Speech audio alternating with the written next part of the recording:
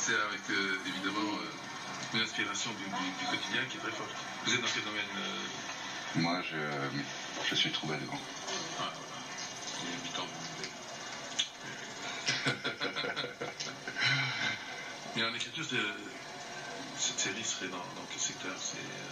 On filmerait aux alentours de Paris. Quand il y a un rond-point, hop, on arrête la camionnette, on débarque le matos. Et hop, tout se fait évidemment en quelques instants. On se fait quelques prises. On espère que les flics arrivent parce qu'ils feraient partie aussi du script. Ils font partie, bien entendu, du spectacle. Alors, il ne faudrait pas qu'ils soient trop armés non plus. Bon, on compte un petit peu. C'est pour ça qu'on a besoin de quelqu'un avec une figure reconnaissable.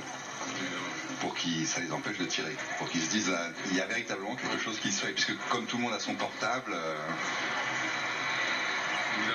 il dirait, bon, vous avez juste un portable un peu amélioré. Vous êtes en fait des gilets jaunes qui essayaient de caracoler comme des... Exactement. Et ça démarre quand? Ça démarre dès que vous dites oui.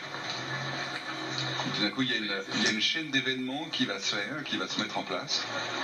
Sitôt que vous signez, puisque voilà, il faut avoir un nom pour que le script gets greenlit. Ce serait avec un... Moitié Paris, moitié Los Angeles. Et Los Angeles, ce serait quoi?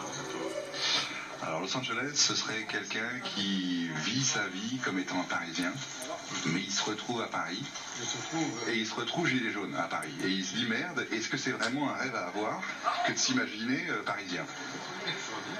Pas mal, hein? Ah oui, pas mal du tout.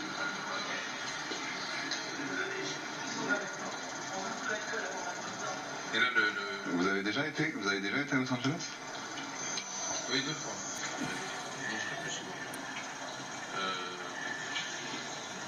C'est lui l'extraverti qui cherche de l'aventure américaine. De lui, oui. Vous êtes introverti. Mais il est très capillaire parce qu'il partait à Los Angeles pour 3 fois par mois. Ah ouais. Donc il y a vécu plutôt bien, installé. D'accord, c'était moitié là-bas, moitié ici. Oui. Au moment où on faisait l'émission, c'était compliqué parce qu'il fallait faire une navette slick, mais efficace. Efficace? En quel sens? C'est quoi, dans la réalisation ou bien production? Réalisation. Réalisation. Il faut voir que l'œil du réalisateur. Il faut voir. Ouais, ouais. Excellent. Ça, c'est drôle. Et comment est-ce qu'on avance? Tu voudrais que ça commence demain, toi? Bien sûr, là, maintenant. Mais t'es prêt? Parce que c'est une aventure, tu te rends compte que tu vas être critiqué. La seule contrainte que j'ai, Ouais. c'est que on est en train de mettre en place une retour de l'émission Ouais. donc il va redémarrer là, probablement au seuil de l'été ou au seuil de l'automne. En tout cas, c'est Qui s'appelle comment? Norris?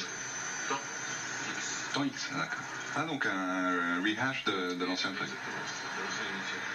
Et du coup, on a normalement le domaine de Carbac. Ah, Truc qui est là. Alors, bon, ça dépend toi tu vas... ce serait pas avant quand, donc? Avant quel mois? Normalement, c'est en fin mai début juin, tu vois, c'est là. D'accord, ouais. C'est là. Donc, C'est pas loin, quoi. parce que le temps de tout mettre en place, faire le shoot, la post-prod, il y en aurait pour 2-3 mois. Ou alors, ouais, on pourrait aussi penser à un truc hyper rapide qui sort tout de suite. Sous la forme d'un document, mais fiction ou comment? Fiction. Bah, ça pourrait être une sorte de... Ouais, non, fictif, ouais. C'est plutôt fiction. Ouais. Avec évidemment une espèce de pompage du réel, mais c'est la fiction. Voilà. Avec peut-être un acteur américain? Ouais, oui. Tu as déjà goûté la fois? Non. Au début. Ah, je suis au début. Au début, bien sûr. Parce que je trouve que le sujet est parfait. Ouais. Bien sûr, Yellow Jackets. Yellow Vest, je crois qu'ils les appellent là-bas. Yellow Vest? Ouais. Parce que jacket, ça a plus un jacket, sens formel. Un sens plus formel. Ouais. Tu connais donc un peu, you speak English a little bit? Yes, of course I do. Tu veux mettre ton email? Yes, of course. Mais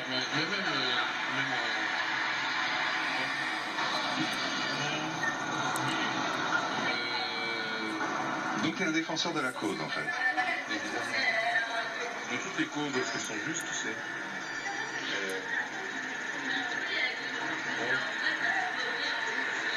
Il y a peu de gens qui le reconnaissent. C'est vrai. Tu crois que c'est parce que... Je crois que c'est parce qu'il y a trop en jeu, quoi. Et si tu veux être vraiment franc avec tes idées, si tu es dans le milieu du showbiz et que ça marche bien pour toi, bah, quelque part tu te retrouves un peu coincé à la Dubosc, quoi. Voilà, c'est ça. Oui, parce que ça, oui, c'est ça. Il y a une sorte de coincement qui apparaît comme ça. Et c'est vrai que, bon, Coluche, lui, il avait pensé faire ça pour un an, son resto, il avait pensé à ça, en fait, un truc sporadique, et maintenant, on se dit, bon, bah, si on veut être comme quelqu'un qui a marqué les esprits comme Coluche, ça paraît être une gigantesque entreprise maintenant. Et on se dit, mais par où on commence, quelque part? Peut-être que le truc, ce serait que les artistes fassent une représentation sur 10 à 10 € pour les GJ. Et celui qui y va et qui n'est pas GJ, qui y va simplement pour payer moins cher, honte à lui, et si on le repère, il devrait être mis à l'amende. Mais il devrait y avoir comme ça un système d'un spectacle sur 10. 1 sur 10, à 10 €. Tu vois, ça fait bien. Ouais. Tu crois? Oui. Eh ben alors si c'est ça qu'on faisait alors, nous deux, et on se fait connaître comme ça, C'est ça. et puis après on a déjà, et on dit, bon ben voilà, tu jump on the bandwagon. Exact. Et puis on dit, bon bah les gars, puisque vous aimez notre petit... Et si ça marche, c'est ça le truc. Si ça marche pas, on a l'air de deux cons. Toi, moi je m'en fous parce que je suis pas connu. Oui, mais ça peut marcher quand même. Mais tu te rends compte, tu vas avoir des appels de tout le monde et n'importe qui en disant, mais qu'est-ce que tu es en train de nous foutre le bordel? On n'a pas envie de jouer. Tu te rends compte, c'est les directeurs de théâtre ou les directeurs de spectacle qui vont nous reprocher de faire... Parce qu'en fait, tous les coûts restent les mêmes. La seule chose sur laquelle ils peuvent jouer, c'est le cachet de l'artiste, quand on y pense. Donc en fait, c'est véritablement l'artiste qui va en prendre plein les dents quand il fera sa séance à 10 €. Donc tu vas être bombardé d'appels, d'agents, on te dira tu travailleras plus jamais, et tu seras obligé de prendre la voie du gilet jaune à ce moment-là. Tu n'auras plus le choix. Ah oui, c'est un canal obligatoire. Mais ton frère, dans ce cas-là, il risque de gueuler aussi. Eh ouais. Ah. Ou tous les deux, ou pas du tout. Ah ouais, d'accord. Oui, c'est ça, tu vois. Ou tous les deux, ou pas du tout.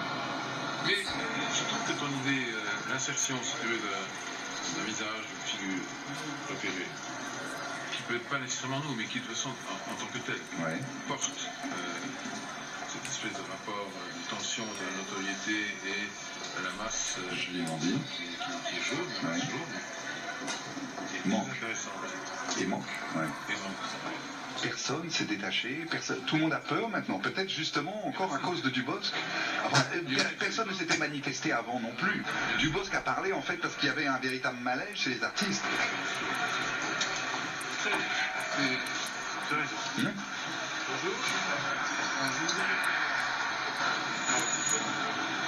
Moi j'ai fait un petit film à Los Angeles qui a bien marché dans le monde entier, mais je suis toujours en bataille avec le distributeur pour récupérer quoi que ce soit comme argent. Donc j'ai gagné, il m'a rien redonné. C'était avant Internet, c'était il y a un paquet de temps maintenant, ça m'a bloqué ma carrière, cette connerie. Oui.